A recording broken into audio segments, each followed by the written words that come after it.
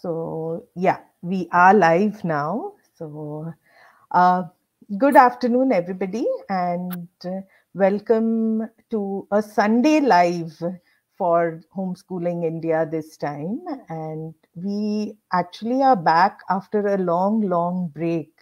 All of us post-COVID have now got busy in our own worlds, and we haven't done a Saturday live or any other webinar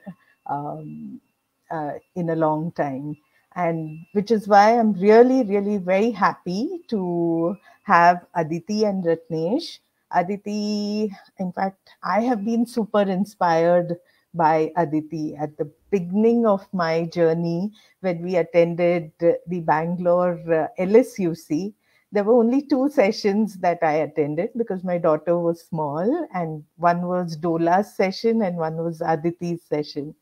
And I was so inspired, and I just knew this is it. This is the way I want to go ahead. I was super excited about that. So here I welcome Aditi and Ratnesh. Another, this about the introduction, a very close friend, family friend of ours is closely associated with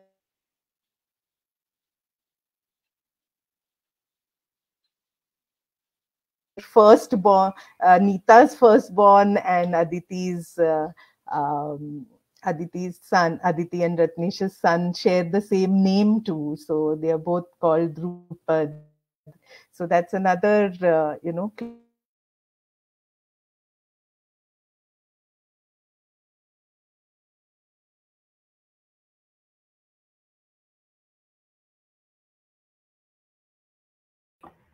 them. Okay, looks like there's some connection issues. We'll just wait 1 minute. Yeah. And I'm Ruchi. I'll just introduce myself. So I'm one of the admins at Homeschooling India. I'm so happy to be meeting Aditi and Ratnesh. It's the first time that we're speaking, but I've heard a lot about you and I've heard a lot about your organization. So here's Sharmila. Yes, I don't understand how I've logged in with a couple of this. I'm not sure, but yeah, so, some problems with the internet, I guess. But yes, over to you, Aditi and Ratnesh, and a huge welcome to Ruchi also to join me today. Ruchi and me both look after, are part of the admin team that looks after the Homeschooling India group. I have been a little inactive for the past 1 year, but Ruchi and the entire team is quite active. I thought maybe this could mark the beginning of me becoming active once again. So welcome, Ruchi. Ruchi is also a mother to 2, and they are both into alternate learning, unschooling, homeschooling. I think we do a wide variety of things. So, but today is Aditi and Ratnesh's day. So over to you, Aditi and Ratnesh. Why don't you all introduce yourselves and tell us a little more about yours? Okay, thank you, and yeah, hi to everybody who's watching this. And I'll give you a very quick, you can say, recap of our history, you can say. So we kind of started off, first of all, working with children way back in 1999, and then we also set up a small learning center in 2002. At that time, our daughter was very small, just 2 or 3 years, and yeah, so she grew up and she kind of joined a regular school till about 4th standard. And at 4th standard, we pulled her out because, yeah, beginning of 5th, middle of 5th, we kind of pulled her out because we saw that she was getting A+ in everything. And we felt that that was not a good news at all. That means to us, learning isn't happening, A+ are happening. So we felt that learning has to be more real, more meaningful, more inundated with failures and struggles. And that is what real learning is. So we pulled her out of the school. Also, it gave, one of the motivations was that we gave her a lot of time to pursue what she wanted to pursue, which I guess is one of the common reasons for many people to, start. The backstory of those A+ were underline answers and exactly doing. She realized that she has mastered that art of how to fulfill the needs of that system to be in the A plus category. I think that was not something which was quite exciting for us as parents, because we thought we have already done all that. Not that our generation need to go through that again, the next generation. And that's where a lot of restlessness about this whole what we were doing for the education. We did for 4 years with her was there, and yeah, I think so it's yeah, so the process of getting that A plus was something which was not very exciting. So and as expected, once we started that off, obviously initially she was saying that, oh, I'll miss all my school friends and stuff like that. So we said, okay, we'll try it out for a year, and then you kind of decide. And within a year, she was like into a lot of things which she wanted to spend a lot of time on, dance and art and do making things and so on, whatever were her interests at that point of time. And that really boosted us. And yeah, and since then she has been on her own journey. She's now almost nearing 25, so I'm kind of fast forwarding her journey. Meanwhile, our son joined us in 2000. I think I want to add one more thing, which is because this question we get to hear a lot. How to bring, my child is not interested in doing homeschooling, I am interested. So we actually did this decision. We went together to the principal, meet principal and share what are our intentions and how. And we spoke to them that, if it doesn't work out, is it okay for her to come back? And whatever the principal responded, that was a quite, I will say, encouraging for our daughter Asawari to get the confidence in what we are getting into. We knew that there is always a comeback, or there are no doors which are closed. It's just that we are opening new doors. We are opening more doors. Doesn't mean that the other doors are closed. And I think that anxiety holds many parents, that, it's like, leaving that and I can't go back. It was not, it was not that. Yeah, it is not like that for anybody. It's for anybody. It's neither for us nor for our children. It's not that. It's just that opening up more doors, and that's what we discussed with our daughter, that we are just opening more doors. And then she was like, "Okay, it's like, acha, it's as simple. Okay, let's try for 6 months, kind of thing." And that's where the journey for us began. Yeah. So yeah. So she, yeah. Go ahead. I thought I just.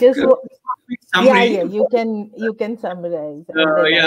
She's now 24, almost 25. She's just got married few months back, and so she's starting her own life in married form. But she's been doing primarily doing many things at the same time. So that's one unique thing about her, that she's into many things at the same time. And right now, one of the main things she's doing is a small entrepreneurship of her own, a business of personal care products. So that's been her journey. Obviously, we can talk a lot more about how this journey was. So from 10 years to now, she's almost 25.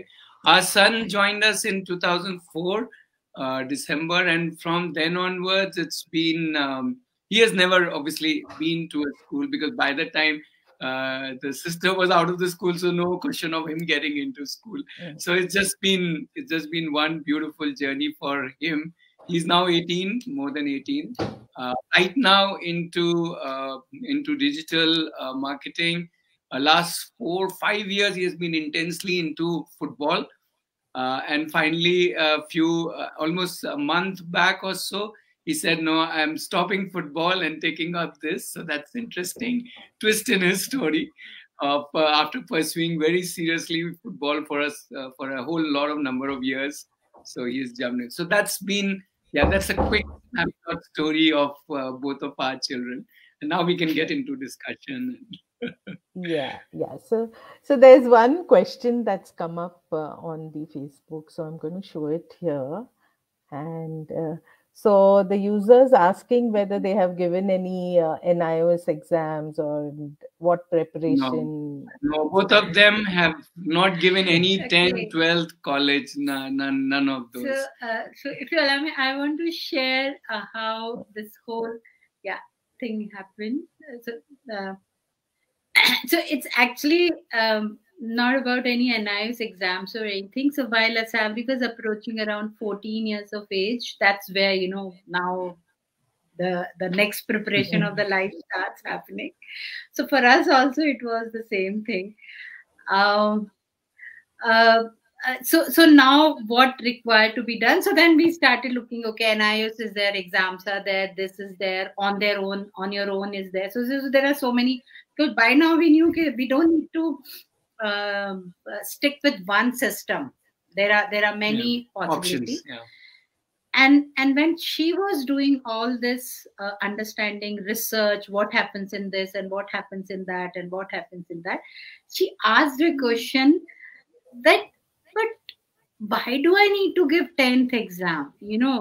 What after that? So after that was 12th. Then what after that? Then after that college. But for what? So a lot of question about that. Okay, so she said what is not clear to me right now. So then what's the point of giving that 10th right now? Because it's too early for me to to know what is that I wanted, because she was at that time quite a lot in different things. So basically, she couldn't find a reason to give 10. And she asked a question. I mean, we had. I'm just we're telling in a very small, but it happened like any other reflection would happen in our learning or anything which happened. So the 10th was also part of that. And as a family, as parents, we never had any reason why one should give 10th exam. We didn't ask that question when we were in 10th, but after giving 10th, we had this question: why did I need to give 10th? So she didn't find any reason, and we also realizes that there is no age to give 10th. It can happen anytime. Which we grew up like that. 10th has to be given. Means there's no other option. So that anxiety was not there. That okay, fine, it can be done. And so we got this understanding. We got this confidence that when it's required, if it is required, and when she's ready, there are options which she herself knew. So we did not need to do anything beyond empowering her or whatever, being with her question.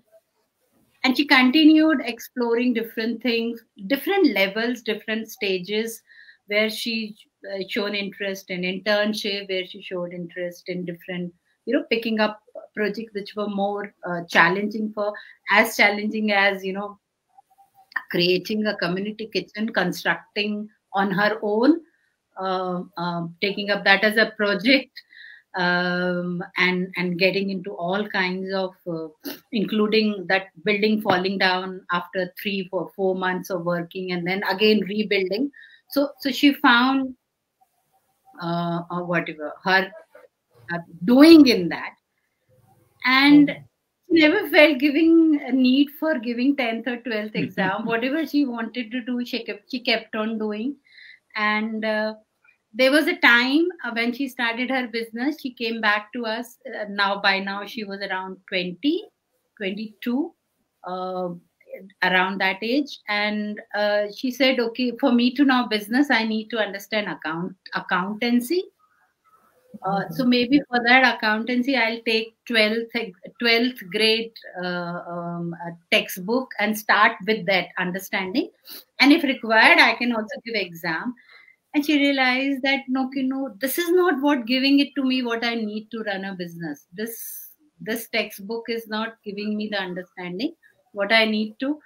Rather, some other books or some other people, or asking question or doing and researching. She said that is what I need. So she even rejected that one source which she thought she maybe, because that's a, so even at that time she didn't feel now I need any 12th to give to understand the business.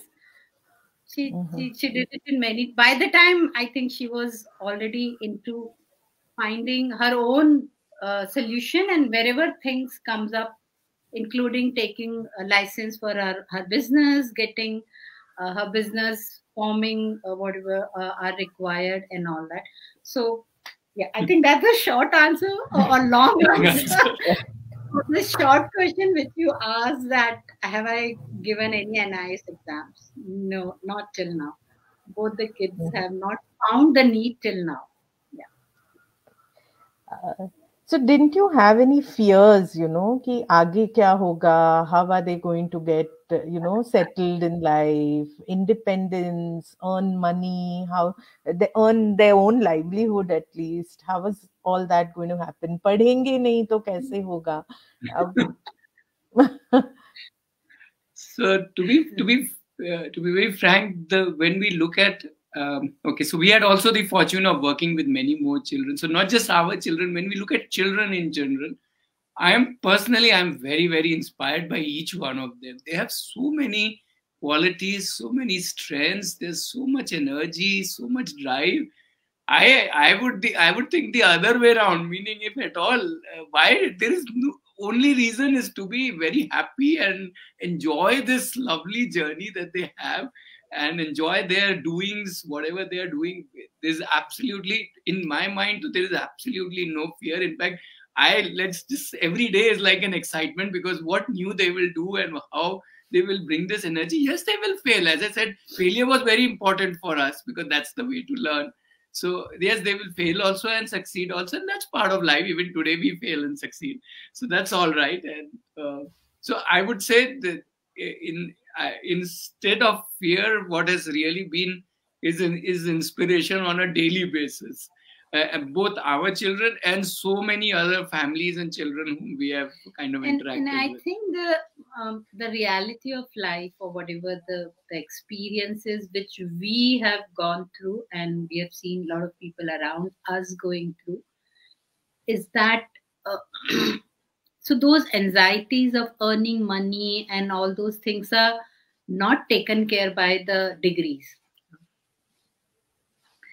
When I finished my architecture and first time I went to the site, the carpenter looked at my design and said, "You're just passed out of the college." I said, "Yeah." He said, "Keep your design in one side. Come, I'll show you. I'll tell you the business. I'll tell you how things are done." After 5 years of architecture, after so many of competition exam giving, reaching the best of the college, and then when you reach the industry, and then the industry is asking you this question that you're still not ready for me, kind of thing. And I knew internally that I was not ready for the industry. I needed, so my first 2 years of working were the one which we actually made me ready for anything which I could do. And our children are ready for anything they want to do right now. I mean, there's no comparison. So our anxieties are not at all relevant for them. Our anxieties are relevant for us. That what am I ready for earning money? Am I ready to change my whatever my line or business or career and all those things? I think those anxieties may be relevant for us, but not for, because our children are at this in a next generation. They are actually the next step in their life. So I don't think our interference makes any sense for them. So that we learned much earlier in our life with our parenting life, that because it's not about कि वो future में क्या करेंगे, it's also about आज क्या कर रहे हैं. Right. They're so quick to learn things which they want to learn and all those things. So I think that they are the answer for our anxiety. Come on, look at us. Who are you? Who are you feeling all this scared for, kind of a thing? Don't. Frankly, no, never had this anxiety, or not have, for any child who is following this path, kind of a thing.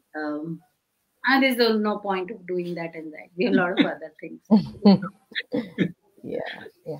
I'm going to take up one more question that has come up on Facebook, and it's a very simple question. I think the answer is going to be very simple. How to determine the academic progress?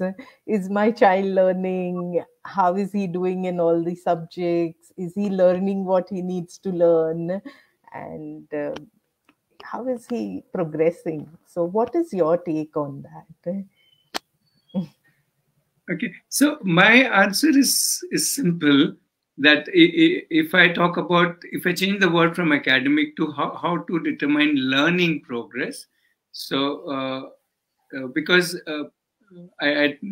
okay, because academics is only one set of things that somebody has prescribed, and whether I want to learn that or not is a separate discussion. But the point is that I can learn anything at any point of time. So if I have chosen to learn, let's say, carpentry, or I've chosen to learn football, or I've chosen to learn, let's say, construction today.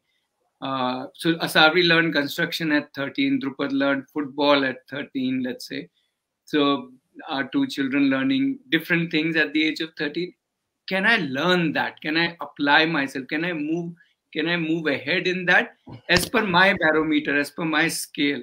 And if that is happening, then to us progress is happening. A learning progress is happening. It may not be academic, but then really, as I said, that's another discussion, because to us, these so-called subjects, which are called as academic subjects, by itself, again, when I need to learn something, I can learn it. Like how Asawari wanted to learn academics, she can learn academics at that time.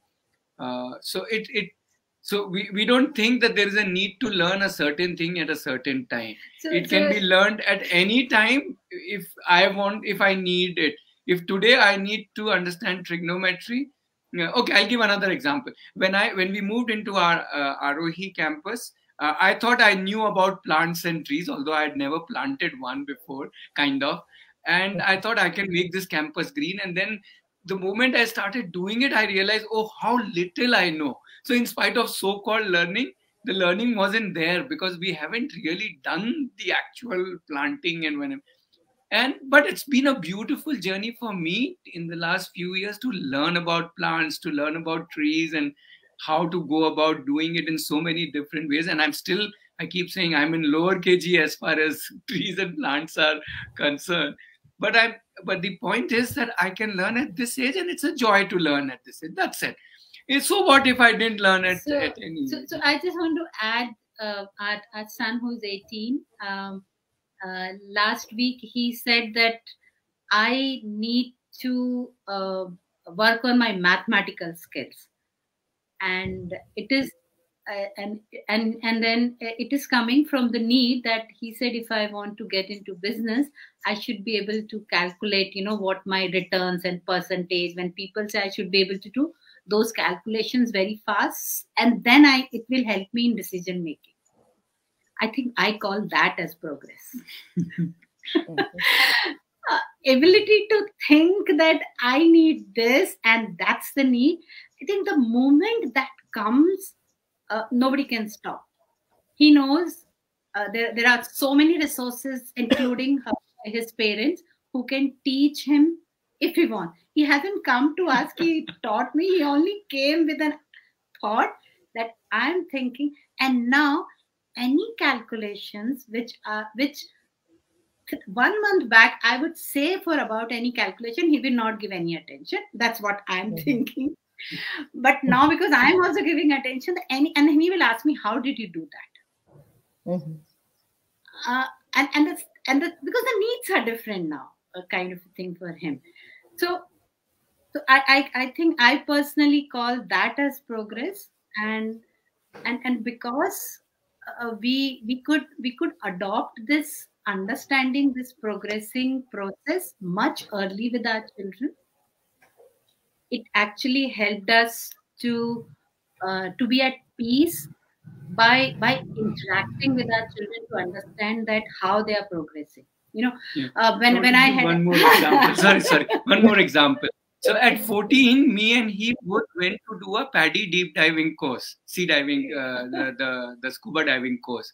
And that course requires you to get all your concepts very clear, because you are going to go, whatever, 12, 13 meters down the sea. So you should know that kind of physics, that kind of science, and that kind of geography, and that kind of math. I'm using the subject words just to kind of connect with the question. And so they had videos for 2 days. They showed videos of different concepts, and they said, you learn all of these concepts and you will be tested before you can go diving into the sea.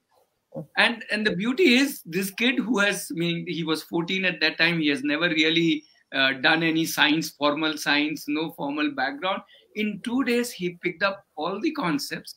He got 45 out of 50 in that test so that he can go diving into it. And not just that, he understood the concepts, because they were like, because you are inside the sea, you have to understand pressure, you have to understand currents, you have to understand all of those things. And so he understood that today, if you ask him anything related to those concepts, it's like he knows it. He may not know all the terms, but he knows the concepts in and out. So I'm saying, again, the learning can happen when it is relevant to us. If it is not relevant, who cares about what is pressure and what is not pressure? I just want to bring this back to like because for sometimes for parents, the anxiety is that, okay, is my child really learning or not, kind of thing. So what worked for us is that interacting with our children almost daily, weekly, monthly, on those. I'm bringing these terms. Understanding from them that what are they are thinking about their learning, how are they learning, what are the different ways they are learning, what's happening. And for us, only academic was not part of our curriculum. So right from emotions to understanding cooking to buying whatever things to whatever anything, is whatever anything and everything life has to offer. and when we would know so many things that our children are learning, I think there was a peace. And that's where there is a peace even now. Right. But what happens that many of the time we don't go back to the child and understand from the child, because if you listen to the children, like there's so many stories of what's there in their mind. Although we say we are parents, but I don't think we know a lot about what's inside their mind, what they are learning, what they are thinking about something, and like for example, when he was around 7.5-year-old, my anxiety is little, okay, you have still not started working on reading and writing. So I asked one question to him, when are you planning to work on that? He said, whenever I need, I will do it. And this is how I will do it. And this is how my things are there. And I think that was that's the progress which I could see that, yeah, it's there. So, by the way, he started reading only after 8 and writing little later. But I don't think if you take any other 18-year-old, he's pretty much there in terms of reading. He's kind of voracious reader, writer, whatever. So even I have seen that, because my daughter also, who never went to school, she on her own picked up reading somewhere around 7.5, 8 years old, and now she's absolutely fluent in writing. And writing has always been expression of her thoughts, her ideas, her dreams, her stories. It's not what somebody else wants, but what she wants to write. I think that brings in a whole lot of a difference. You're not writing for somebody else, but you write for yourself to express yourself. Yeah. So Ruchi, I think you also have a question, right, that you want to ask right now? I did. Actually, I wanted to know, a lot of the members are new to homeschooling. And one of the questions that they ask a lot is, how do you deal with the pressure from neighbors and family members, especially when this type of lifestyle is very different from what is normally seen in society? So I wanted to understand, where were you living when you decided to homeschool? What kind of school was your daughter in when you pulled her out? Meaning, what was the board, what was it like? And then when people reacted, how did you deal with that pressure? So I'll start from After I came down from the principal's office, all three of us had went to meet the principal and inform about it.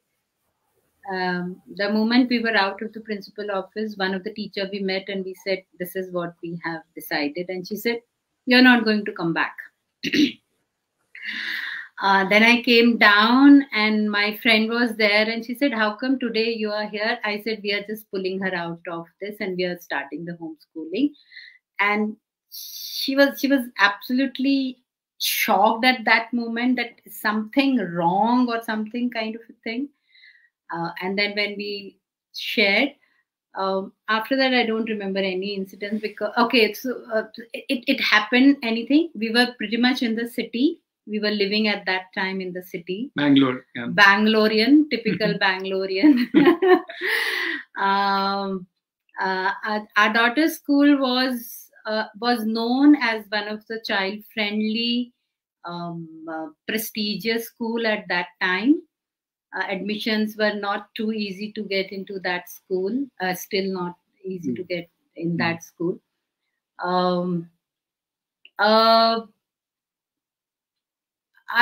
We never felt any pressure from anyone because I think there was no pressure on us from ourselves.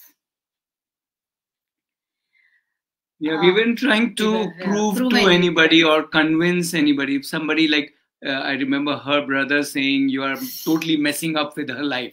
Very stern and a very, and it's her elder brother who was like, why are you doing this kind of thing? So I think it didn't shake us up because we weren't like trying to prove to him. But what we did a lot with a lot of people, and we continue to do that, is have a lot of conversations without trying to say that, hey, we know better or we are smarter or we have found a kind of a golden path or anything like that. No, we are just making our choices and this is what our thinking is. Yes, we respect and we would love to hear your thinking. So it's not like that the other person is holy, we are holier than thou kind of thing. Including once we were traveling in the train and one of the gentlemen, when he came to know that our children don't go to school, so he said, okay, fine, let me test you. So he started asking something about noun and all that, and Dhrupad is making faces that, these are some alien terms for me, I've never heard kind of a thing. And then that person in his own intentions, he actually was little upset with us or kind of forgiving us that, without going to school, how children are going to survive and all that. And our children were listening to that conversation. And the first thing when, as part of our weekly or whatever, our family reflection, we asked, what's your opinion about this? When somebody is saying that you don't know noun, and that's something required for your life, almost as, oxygen is required, kind of a thing. That's how we didn't put in those terms, but I'm now adding my masala into it. That somebody is expressing this to you, what's your opinion about it? And that's where more conversation happened on the same thing. So anytime anything would happen, we would bring it, and believe me that sometimes we would feel that our children are feeling, maybe they will feel discouraged, or maybe it's because our decisions and all that. They always give us a different perspective kind of a thing, that this is how they are looking at it, including the strategies. It's okay, we don't even listen to them, including strategies that, okay, that was something new, I would like to explore more about it, including asking question that, is it really knowing noun is so much important for me to understand the language of English kind of a thing. Yeah. So all kind of conversations would happen whenever anybody would ask a question or not doubt, just express something kind of a thing. So yeah, so don't remember that there was any pressure, whether it's a neighborhood, whether it's friends, whether it's relatives. Everybody responded in their own way, and I think what mattered for me and Ratnesh was that how did we react, whether we reacted or responded. And there were some questions which helped us to think about it, that is there something need to do. There were some questions which helped us to know, okay, this is how things are. And so, this is where they are coming from. Yeah, but at all times, everybody is coming with a very strong, positive intention for our children. So in that sense, we always have welcomed people who question us. That is awesome. Come, let's sit over a cup of tea and talk about it more. Because you are concerned about our children. That's wonderful, isn't it? In fact, when our daughter decided not to give 10th exam, we shared with our relatives, we shared with our friends, we actually wrote to, and then this is how her intentions are. And I still have that blog, and there were different kind of response to that blog, and those blogs we read together as a family. That, you know, how it's always good to know different perspectives, and that's what we are opening up for our children. That why to close those perspectives. And they always have. I think opening up those perspectives helps to know that our children have many more options, including listening to others, in not only following what parents are asking them to do. And I want to add one very important point is, between both of us, we have never felt that the school system or the college system or 10th, 12th is anything wrong with it. Right? We are never against it in any which way. It is just one option in life, right? And I can decide whether that option is what I like. If I like that option, great. It's a great option. Okay. So I think that is also very important, because some people get very strong against something, and then it's like a little tension, I guess. Inside is inside also tension, outside also tension. But for us, it's a great option. And as well as if somebody wants to do part of it, none of it, that's also a great option. As in, there's just possibilities in this world, and we can just see who wants to choose what possibility at what point of time. Yeah, the only thing is, I think we didn't decide for our children. Always our children decided which path, including every year, do we want to go back to school, or we want to continue this path, or now where we, including even now, how we want, and all those things. So when we were exploring so many different windows with our children, I think that's what our children got just exposure of that. Now rest they can decide. Yeah, nice. There's a question connected to this one, so I'm going to put that up. So what was your role in the homeschooling journey of your kids? So,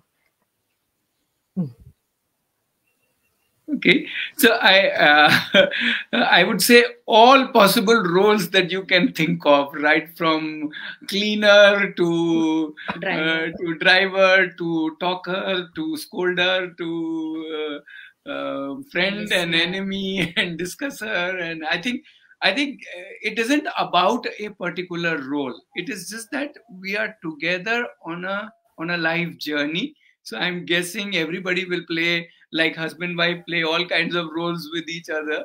I guess it's the same with children, that you just play all possible roles, and they also play all possible roles. So they are as much as our dad and mom, as much as we are their dad and mom.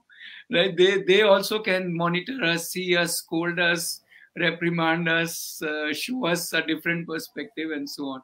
So I think, and it's not like that we are like friends to them. We realize that we are, in that sense, we are a generation apart. So how we look at the world is different from how they look. So to me, their friends are their real friends.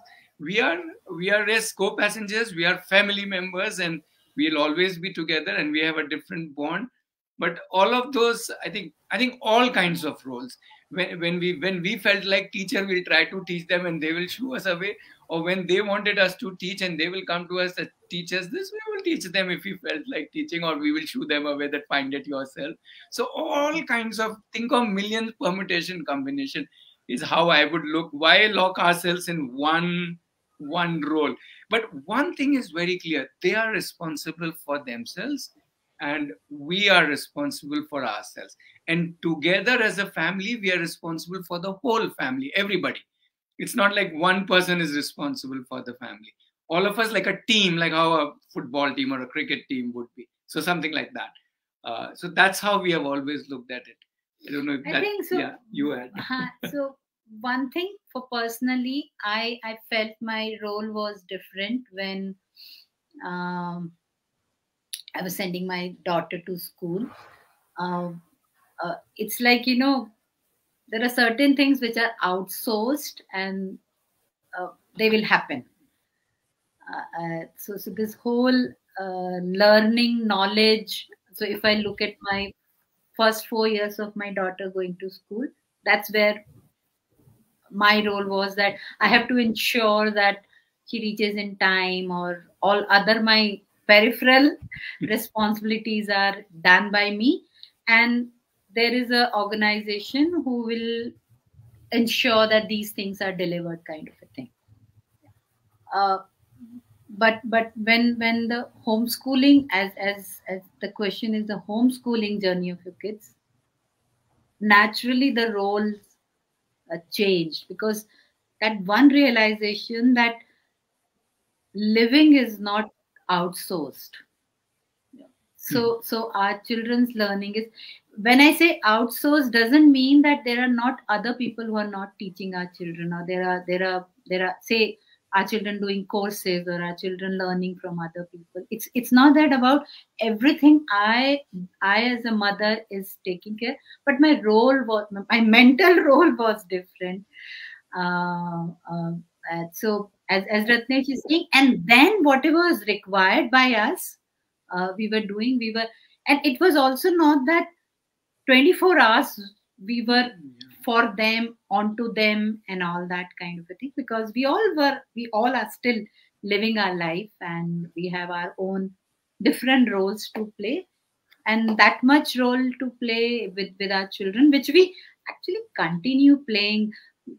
Because now people ask, my daughter is married, my son is 18 plus, our still roles are same. We continue the same connection and whatever. So, Right. So in now this question, if you're asking anything specific and which we haven't answered, maybe we can share that. Yeah, right, right.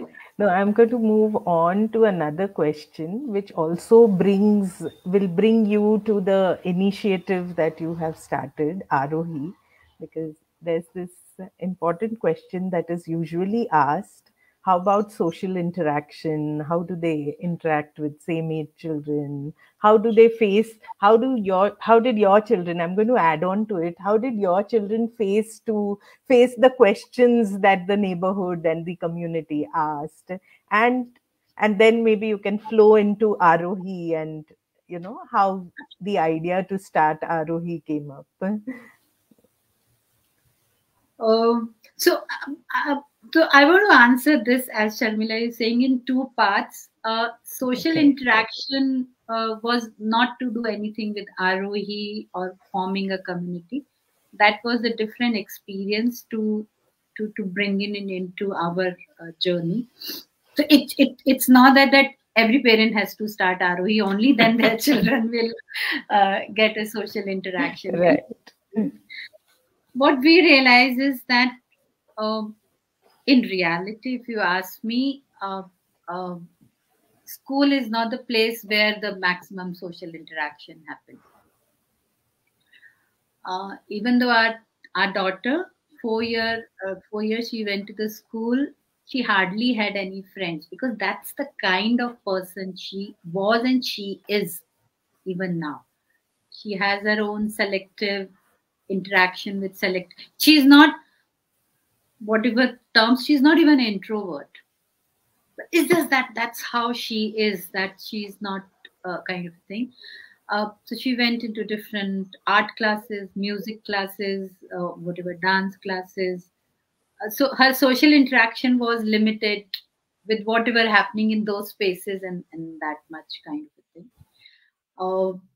So she had a whole lot of opportunities. The kind of place we were living, there were people around us of the same age, different age. Yeah, a lot of children were there of her age, but she would not go and play with them. She would play with us more, I think. That's what, or with herself. Or with herself, kind of a thing. So her, so there was a lot of things which, that's what she was. Our son at that sorry. So I want to take it there. So, but when she reached around the age of 16, 17, she started feeling a need that I want to more interact with people of, this age group, not my age, but older kids or older youth. And then she only found her ways and means to interact with more people. So I think it's what the point that I think we have realized out of this is that this whole thing about social interaction is very, very individual thing. It's each individual need is very, very different, and they will fulfill in many, many, many different ways. All fulfill. We all fulfill, and it is nothing to do with same age. They can figure out what age they want to interact with. And at different points, they would interact with people of different ages. I think this age notion is also very, very limiting because each individual is very different. Somebody would I want exactly my age person, but somebody is fine with interacting half a day or full day with a 30-year-old older person. So I think it's very, very individual. There is no one definition, and each child will have a different need. And again, as a family, you will have to see how those, at that moment, what that need is or desire is, how that can be worked about. So there's no one solution to it, one way of doing it. Whatever reason, I think we didn't need to even do that. We didn't know to ki, acha, now you need social interaction, so we will arrange social interaction. We never thought of it actually, except for in question answer sessions.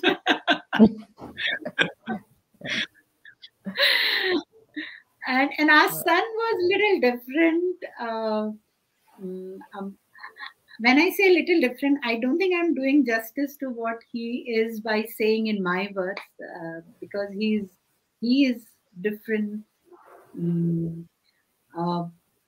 Exactly different in the sense, whenever he needed, he would find his group, whichever group.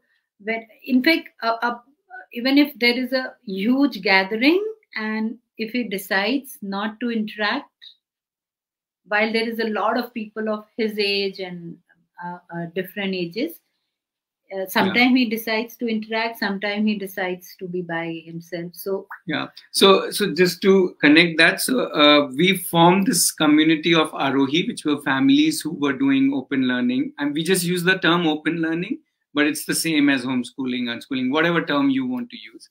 So we formed this community for different reasons, just to connect more at a family level, not for any social needs of children. But what I'm trying to say, so in that sense, Dhrupad, our son, almost always had children around him. All right, but he always would choose whether he is very social with them or not social with them, or whom he is social with. So it was not just that the availability is there. That also means that the child will be very socially interactive or not. So again, it's a very individual personality or individual choices driven rather than the community driven. So while we formed the community, because we thought families, because the main reason was that we felt that the families would need support of each other, because otherwise the rest of meaning there are not many people doing this way. So it's good to get together. And that's what the whole idea was. It was not for our children. It was, you can say, more for us and all other families, that we all get together and do this journey and support each other, which is what Aarohi is all about and continues to. So it wasn't to fulfill this need, because I don't think this need was very, very them driven. And whenever they needed, however they needed, they find their own ways of interacting with different ages of people. So Dhrupad, in fact, likes interacting a lot with older age group.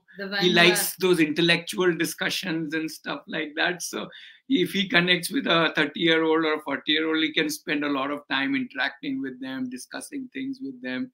so on and so forth. So again, I think it's a very individual thing, and we just let them lead there. Yeah, that's why I was laughing. He has his own reason why he will interact with somebody and not interact with somebody. So I think he has his own personality kind of a thing, and he has his own needs that what he should get from that social interaction.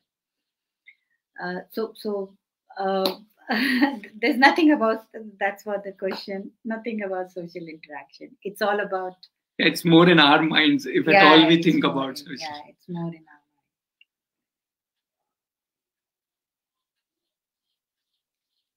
our minds. Sharmila, you're on mute, I think. I still, I've taken so many of these Saturday lives, and I yet, still falter over this mute, unmute thing. So why Aarohi? And you did mention that it brought together parents, who were into open learning. But could you share a little more about why Aarohi, and how long has it been since you all started Aarohi? Yeah, so that was 2008. We were already doing open learning with our daughter for about a year, and then there were some other parents who were also interested, let's just put it this way, in doing this, and they kind of nudged us that, hey, you guys are already into working with children, and we also felt, yeah, so why don't we kind of get together and start something? So a kind of a space where we all can be together. And that's where we started off, and it just was so enjoyable, at least for us. Add into this that when we started, we felt that we were alone. Yeah. As a family, we were alone in this kind of thing. Never heard neighbors, relatives, anybody. We almost thought we are the only one in the city, kind of who are taking this step. But when we started interacting with more people, realized no, there are so many who are doing, who are into this journey in their own way. But there was, we tried forming groups in city levels and different parts, like WhatsApp groups, Facebook groups. City groups and all the things. But that group was not coming. Energies will come, then drop down, and this happen and that happens and all. So we realized that we need to put in efforts to get going this effort, a kind of a concept where anybody who wants to start, there's a support system available. Because when we started, we realized that it was in pieces kind of a thing. I mean, if we approach a family to understand, each family was quite welcoming, open and all that, but we missed a kind of a space or a support system and all that. And that's where I think organically, that's how the Aarohi started more and more with this intention of having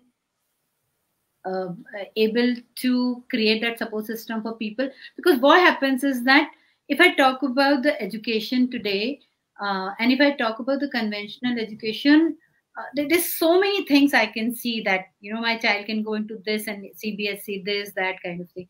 But when somebody asks about homeschooling, there are many questions, and then there is no way to find out and know about it. And that's where I think Aarohi kept on being there for to have that kind of an experience where means there is an option. And this option, because we saw children after children, that how these options are working out for them. So yeah, also we felt that a little later, not at 2008, but maybe by 2011, 12, we started thinking that if there is a sustained place, then more people will see this option, will possibly, kind of at least get introduced to it, become more aware of it. Whether they take it or not, obviously it is their choice. So that was that became a kind of a larger effort to it, and that's when 2013 we moved into this campus, which we have in a village now, about 60 kilometers from Bangalore. So we felt that it would be nicer if we are living together, children, families living together, doing things together. So a campus would be more interesting than just being in an urban setup. So that's when we moved here, and so on. I mean, that's been the journey. So that's where we are in terms of that.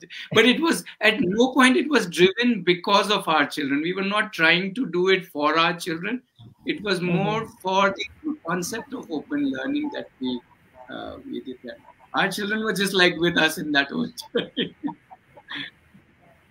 I have a question. Yeah, Ruchi.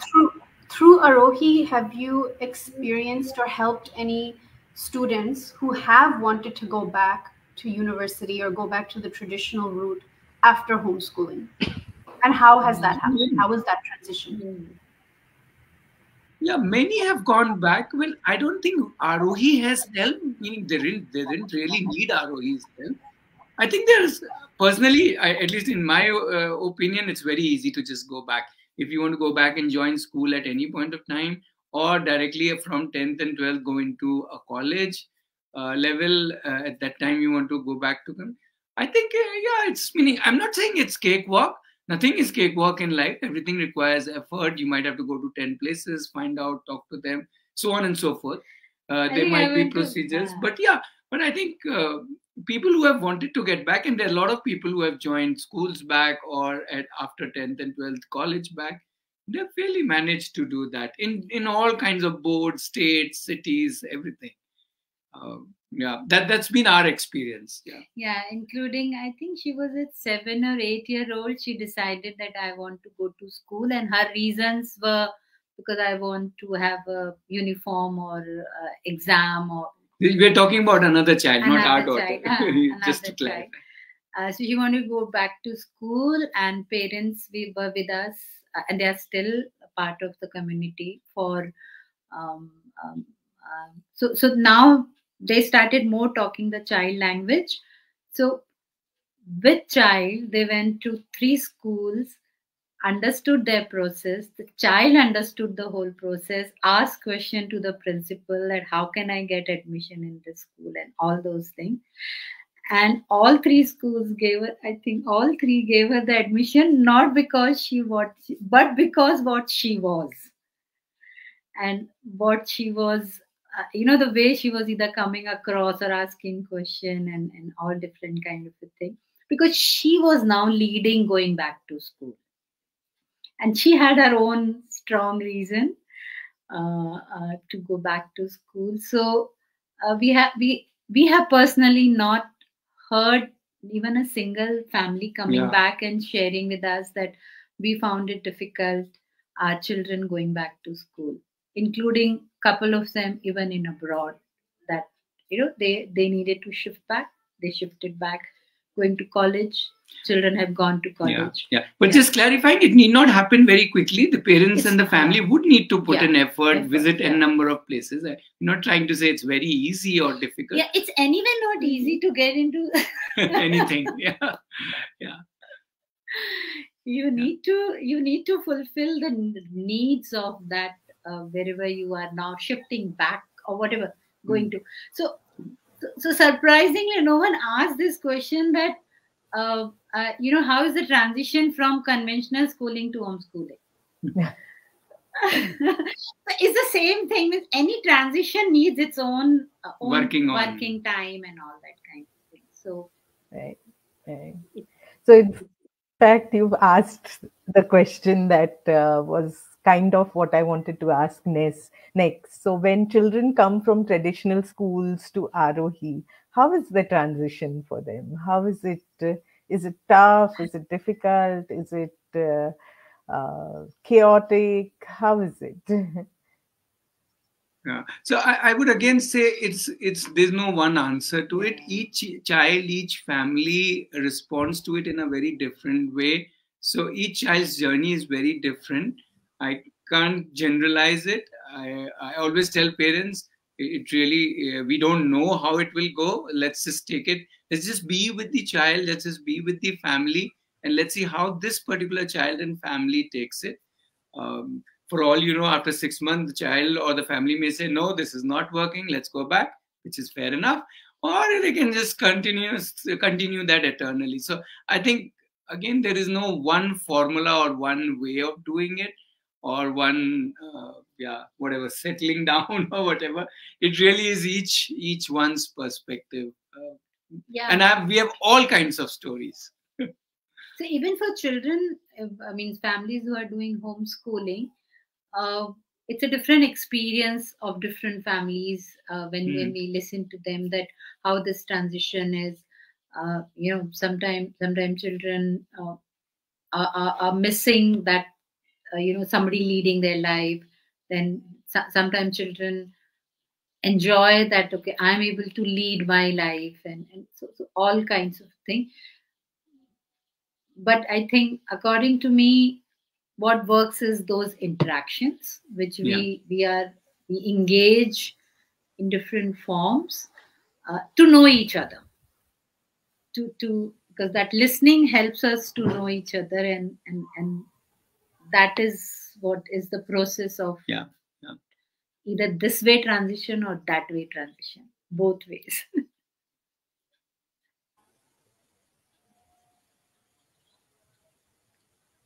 Yeah, I think I'm the one who's having some internet connectivity issues, but yeah. So I'm going to take you to the next question, which is, I'm going to put it up. So my next question is very similar asked. So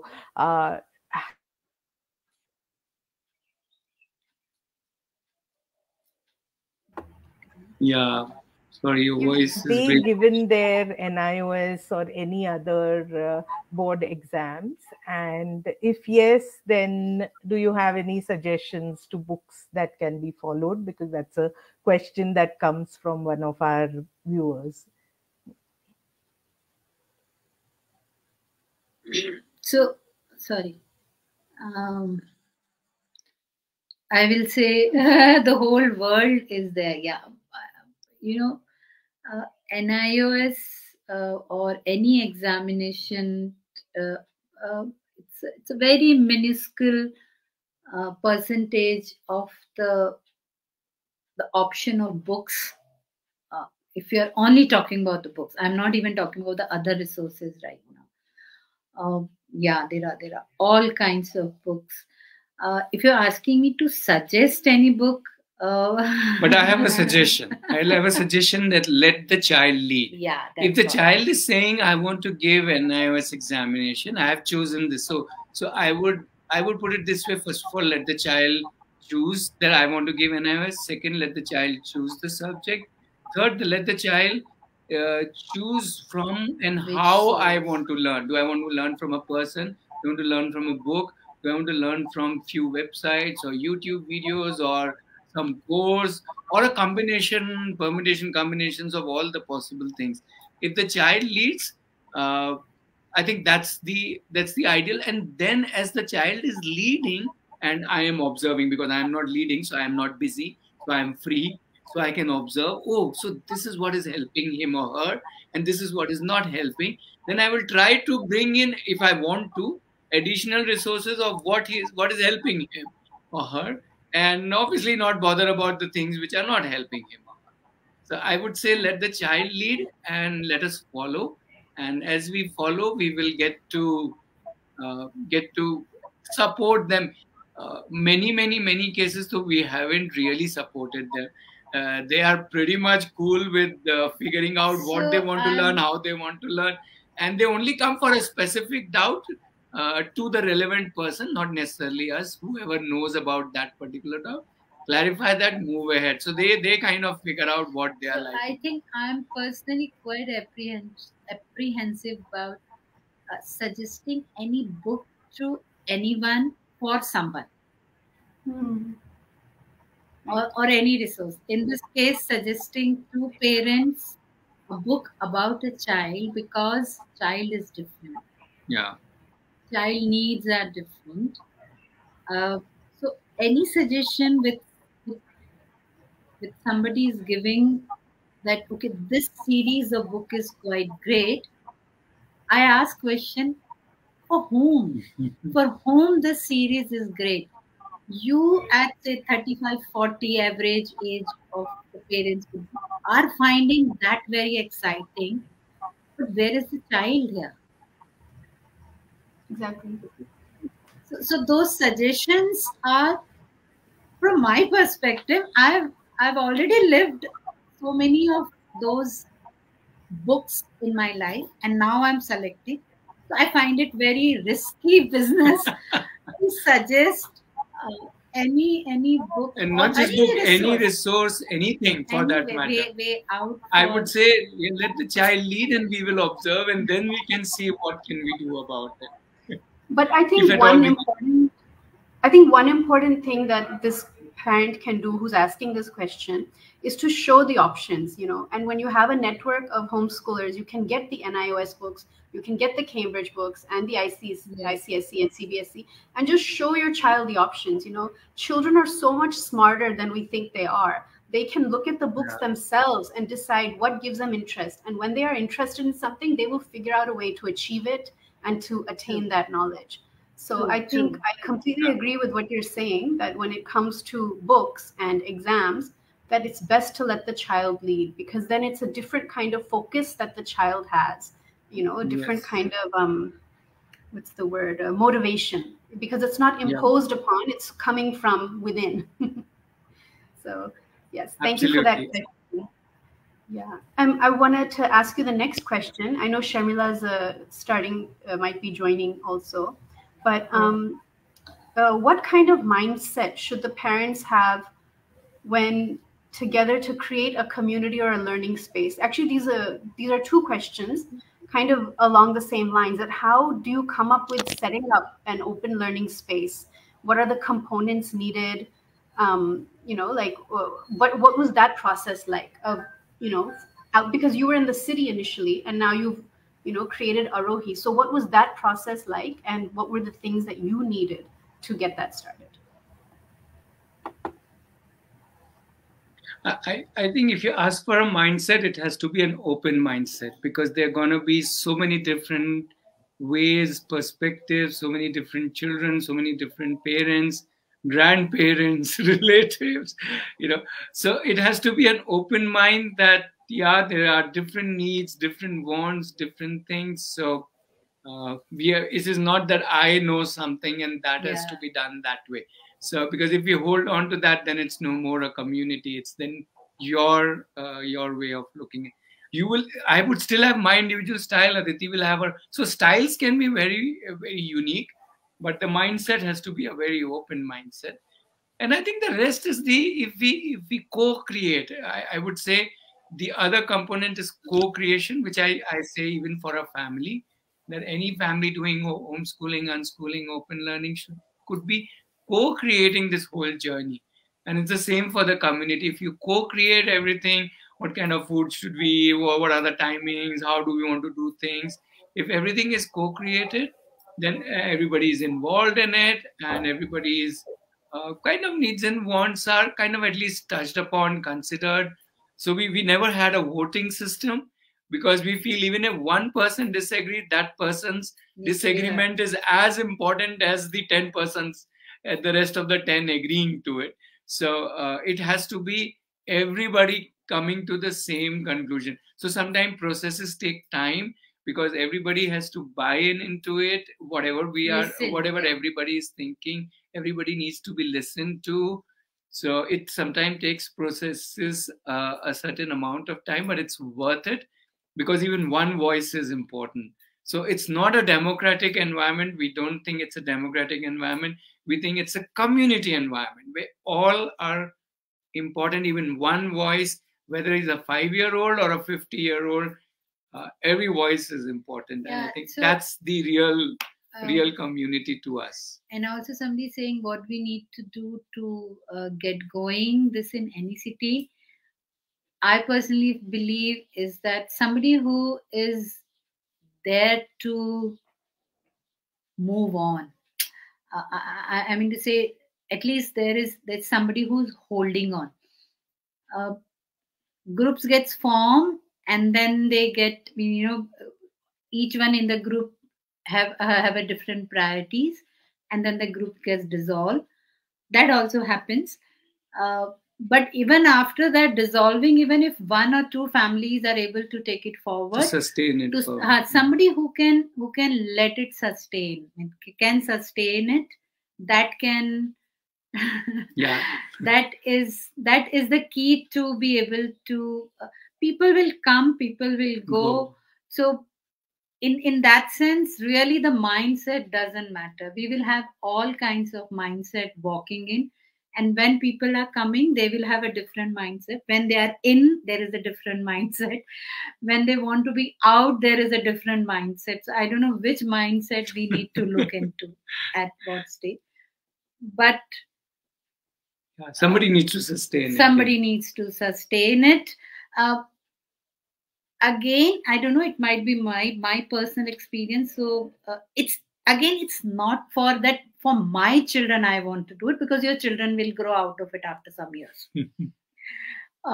Then that group, then community gets dissolved, kind of a thing. Which is also okay. If somebody is okay dissolving it after some years, is also fine.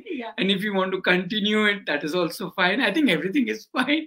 People, please just start doing it. I would say, we have a joke here. It takes 18 rupees to start a community. That 18 is just a random number, just to show that it isn't about anything. It's about just us wanting to get together.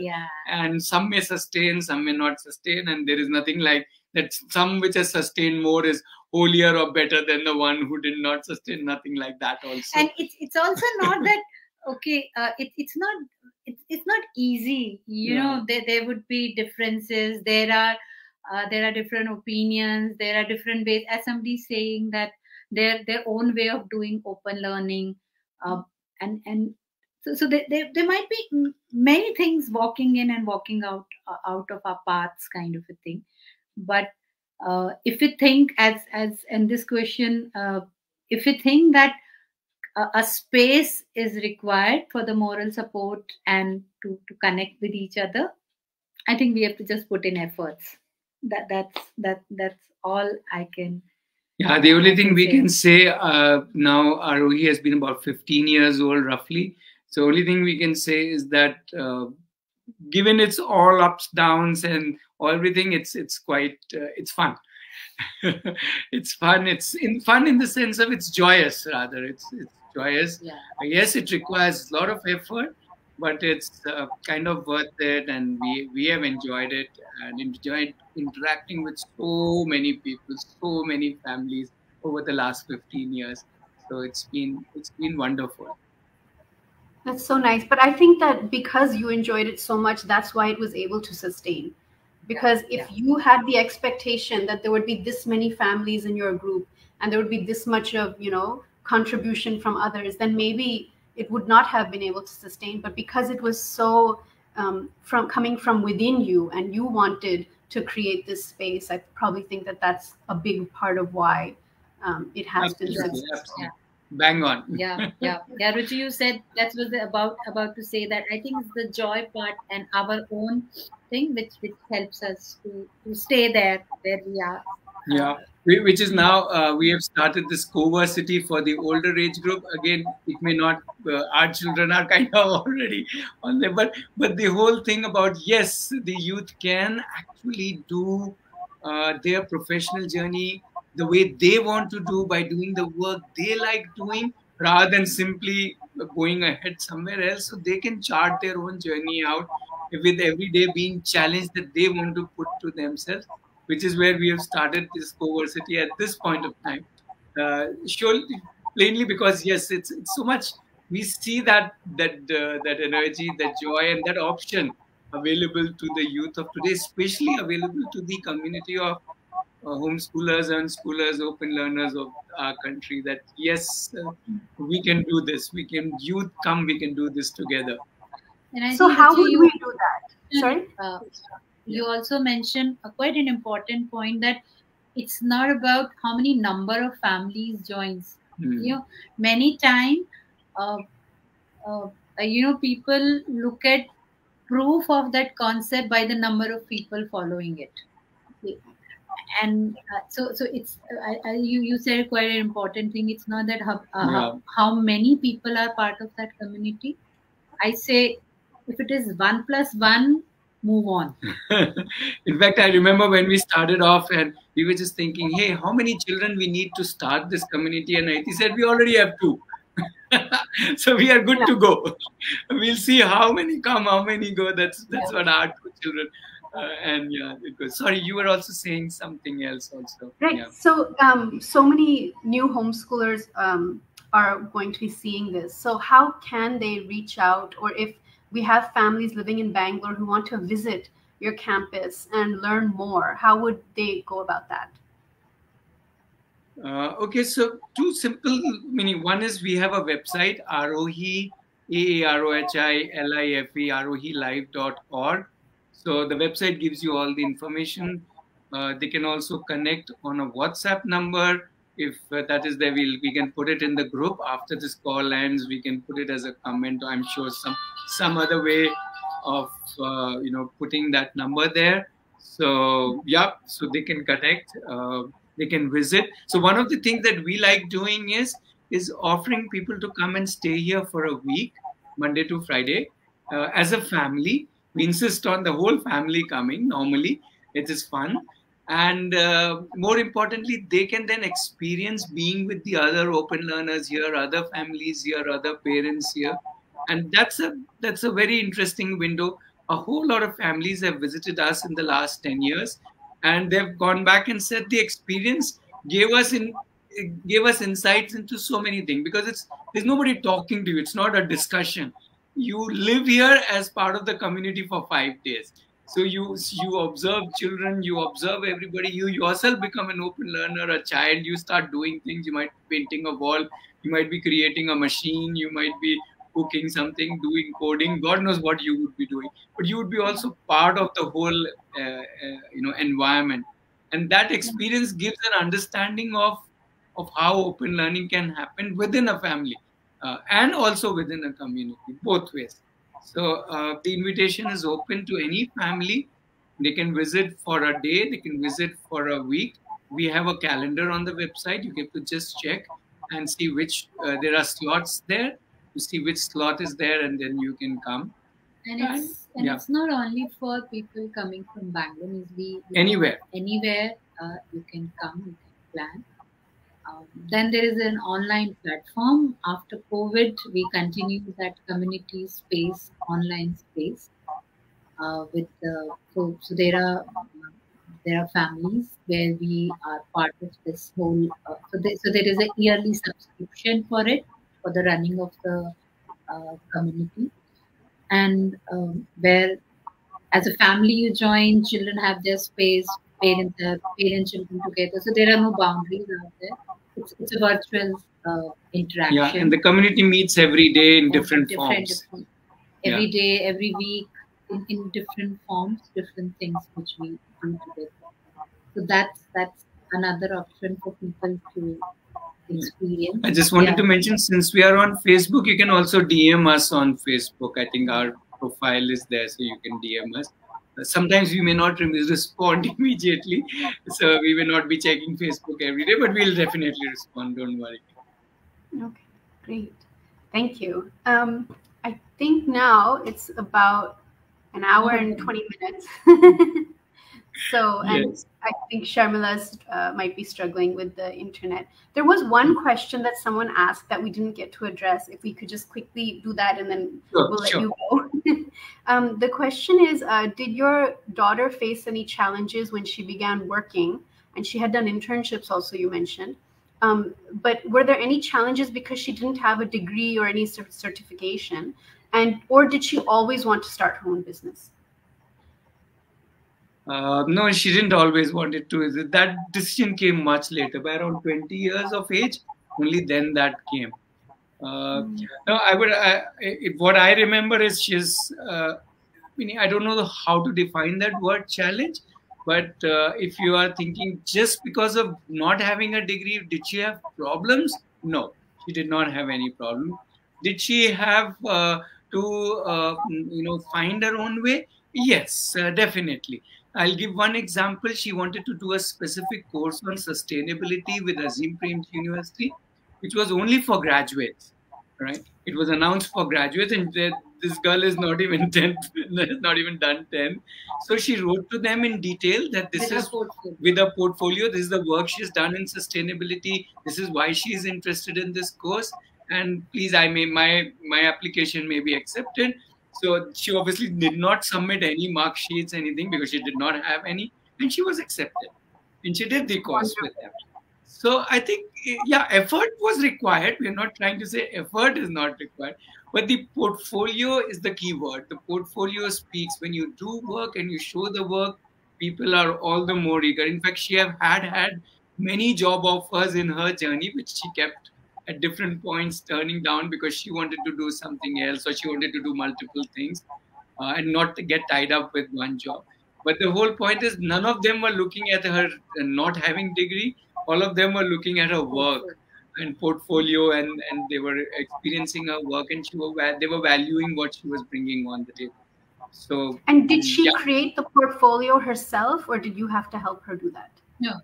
Meaning more or less herself, meaning you as a parent or any other person around her, you will obviously guide, you will give your feedback to her.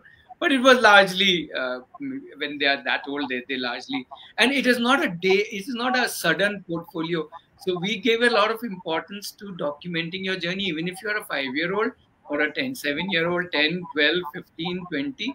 It doesn't matter what age you are. Even a 3 years old portfolio can be created by the parents' help, by making videos. But the idea of portfolio is not to impress others, but to track your own journey, see your own progress, understand what all you have been doing. Are you happy with it? You want to change some things. So it's like more. That's why initially we call it documentation. But when you want to present your work to someone, you will give it a particular shape. You will crispen it, put it in a form, let's say, of a presentation or a set of videos or a little website, and then you will showcase it to, let's say, prospective clients or prospective employers. And that is how we do in Coversity also. So that's the same way. So she had a long list of things. So when she wanted to apply for Azim Premji, she projected the part of portfolio which focused on her work on sustainability. But when she wants to apply or do something else, she will change the portfolio according to that domain. So it really depends on what is the purpose and whom you are presenting. And then you will kind of put that together and kind of present it to that. But yeah, documentation is something we feel is just very, very good just for self to know what I have been doing over the years. Especially when we have to look at a longer journey. Oh, how has been my last 5 years, But if you have 5 years documentation, you can see it and zoom out and see, okay, this is how I have been going, this is how I've been developing, and so on. I think in general, if a homeschool or unschooled child is rejected for something, the blame goes on to because you are homeschooled and you don't have degree. But if a degreed child is rejected for something, then the child is blamed that there's some problem with the child. Neither is true. So neither is true. Whenever you are rejected for something, I think the idea is to understand why you have been rejected. What are the needs which you have not fulfilled to be able to select it? Because every space, including universities, companies, passport office, has their own requirements. And if we are able to understand those requirements and able to provide that information, not always in the same format, but give them what they need, I think a lot of things get solved. We don't ask those questions. Right. That if this is the way, then how is it possible like that? All those kind of things. So, like for example, this few months back, our son who was applying for the license, nothing to do with the homeschooling, but for some reason his dates were getting postponed for 6 to 8 months. Finally, he decided to go and meet the commissioner of the whatever traffic police and try to understand from him what's happening to my application. And the commissioner was open. I mean, he was able to reach out to him. Many of us don't even think of reaching out to people and then ask them that what's happening, what can I do?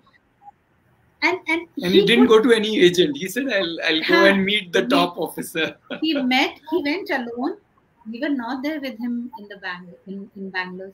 We are here. So he did it. He found out. In fact, that rejection itself helped him to know that, okay, government officials or works are not so difficult, but it's not so easy also. We just need to ask them. Anywhere anyone is rejecting anybody, I think let's go and ask what is that I can do to be selected, kind of thing, if you are really wanting that. You have to just have the guts to ask and advocate for your child when they're young and teach them to advocate for themselves when they're older. If you don't ask, you won't get. Absolutely. Our son just yesterday got rejected. His internship has been rejected. Somebody said right now we are not ready to take you, kind of thing. So now the next question he's asking them is that what are the skills can I build to be able to get the internship? Wow. Because he himself came up with that. He said, obviously, people will not give me internship because he just got into digital marketing last month. So he said the kind of work I have produced till now, these people are not going to give me. But what are the needs? And if I can work on that, then the world is mine, kind of thing, in this field. Yeah, absolutely. So let's ask for it. Wonderful. Well, I learned so much listening to you. It was so nice getting to know you and the Aarohi that you've created and your kids and what they're doing. So unfortunately, Sharmila is not here. So I think I'll go ahead and end this call on her behalf. And thank you from all of Homeschooling India and all of the parents and kids who are watching this. There might be some more questions in the chat and we can address those in the chat as well. But thank you so much for spending your Sunday with us, Aditi and Ratnesh. And just to add, so we are part of the India Homeschoolers group. So anytime you can, put in a question. And if we think our replying to that, although there are beautiful people like you are there, Sharmila and Dola, and so many others who are answering, wherever we think we can add value, we'll definitely add value. So we'll stay active in the group. Thank you so much. That's so appreciated. I just wanted to say thanks to Homeschooling India. And I think a lot of people who responded to that question, which Ratnesh has put up about sharing our journey. It was beautiful to know that so many more people are thinking and seeking. Are there many different ways? So thanks for and you and Sharmila and admins of Homeschooling bringing this talk forward. So I think every effort makes a difference. Thank you. Thank you so much. Bye-bye. Bye.